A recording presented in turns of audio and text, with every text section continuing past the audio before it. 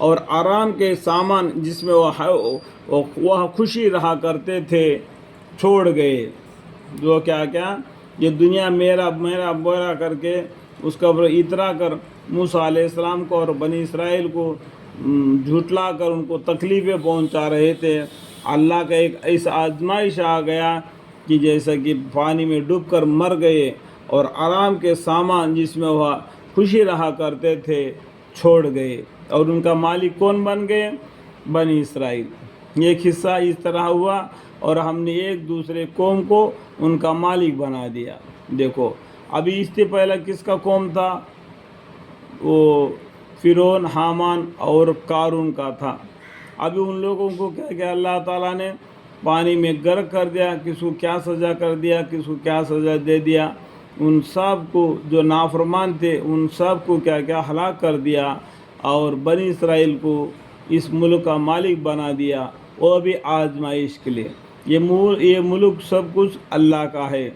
ہم کو اللہ نے یہ دے دیا ہے، اس میں رہ کر ہم اللہ کو عبادت کریں، اس کو یاد کریں. ایک حصہ اس طرح ہوا اور ہم نے ایک دوسرے قوم کو ان کا مالک بنا دیا. تو نہ تو ان پر آسمان اور زمین کو رونا آیا. جب یہ لوگوں نے ایسا سرکشی کر دیا، اللہ تعالیٰ نے ان کو ایسا عذاب دیا، تو اس وقت پر نہ آسمان والوں کو نہ زمین والوں کو ان پر رونا نہیں آیا، کیونکہ اتنا بیکار بدبخت تھے، اللہ کے نافرمان تھے. سو نہ تو ان پر آسمان اور زمین کو رونا آیا اور نہ ان کو مہلت دی گئی. تھوڑا سا بھی مہلت نہیں دیا گیا. مہلت دینا تھا، دے دیا دے دیا دے دیا دے دیا، تو نہیں مانا تو آخری بدلہ لے لیا. اگر اللہ تعالیٰ بدلہ لے گا تو سطح زمین پر کسی کو نہیں چھوڑ دیتے. لیکن اللہ تعالیٰ رحمت کے وجہ سے ہم لوگ دنیا میں آرام سے جی رہے ہیں. اور ہم نے بنی اسرائیل کو سخت ذلت کا عذاب یعنی فرعون کے ظلم و ستم سے نجات دی. ابھی سمجھ میں آیا ہوگا اسے پیچھے والا قصہ کیا ہے. اور سورہ دخان ہے جو پڑھنے سے بھی آپ کو معلوم ہوگا. واقعہ و بڑا سرکشی اور حد عبودت سے نکل جانے والوں میں سے تھا. اور اس کے علاوہ ہم نے بنی اسرائیل کو اپنے علم کا روئے سے یعنی انوار میں تمام دنیا جہان والوں پر فوقیت دی.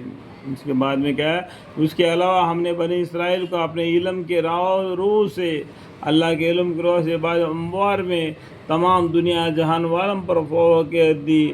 اور ہم نے ان کو ایسی نشانیاں دی جس میں شریعہ انعام تھا، اللہ کی طرف سے انعام تھا. وہ نشانیاں دی جن میں شریعہ انعام تھا. یہ لوگ کہتے ہیں کہ آخر حالت بس یہی ہمارا دنیا کا مرنا ہے اور ہم دوبارہ زندہ نہ ہوں گے. یہ کافر لوگ کہتے ہیں کہ ہم دنیا میں ایک مرتبہ آ گئے، ابھی ہم مر جاتے ہیں اور تو پھر کوئی جیتا پیدا ہوتا ہے. یعنی ایک مرتا ہے تو ایک پیدا ہوتا ہے. تو اس کا مطلب یہ نہیں کہ تم ہی مر کر تم ہی پیدا ہوتے ہو، اس کا مطلب یہ نہیں. ڈیتھ اینڈ لائف نہیں. یہ دنیا کی زندگی ایک مرتبہ ہے. جتنے مخلوقات ہیں، جتنے روح ہے عالم ارواح میں تھے، سبھی کو اللہ تعالی نے عہد لے لیا. سبھی روحوں کو دنیا میں فیکٹری ہے وہ ان کا جسم بننے کے لیے. تو سبھی روح دنیا میں آئیں گے اور یعنی سبھی روح دنیا میں آئیں گے. اس کا مطلب یہ نہیں کہ تم مرتا ہے تو دوبارہ پیدا ہوتا ہے، نہیں. دوسرا روح جو ہے نا عالم ارواح میں وہ پیدا ہو جاتا ہے. جتنے روح آئے سب پیدا ہو جائیں گے قیامت تک کے لیے. اس کے بعد میں کوئی پیدا ہونے والا نہ ہوگا. اس ٹائم پر اللہ تعالیٰ دفعتاً قیامت کا قائم کر دیں گے. آخر حالت بس یہی ہمارا دنیا کا مرنا ہے اور ہم دوبارہ زندہ نہ ہوں گے. اس مشغول میں اس بیہودہ باتوں نے ان کو غلط میں ڈال رکھا.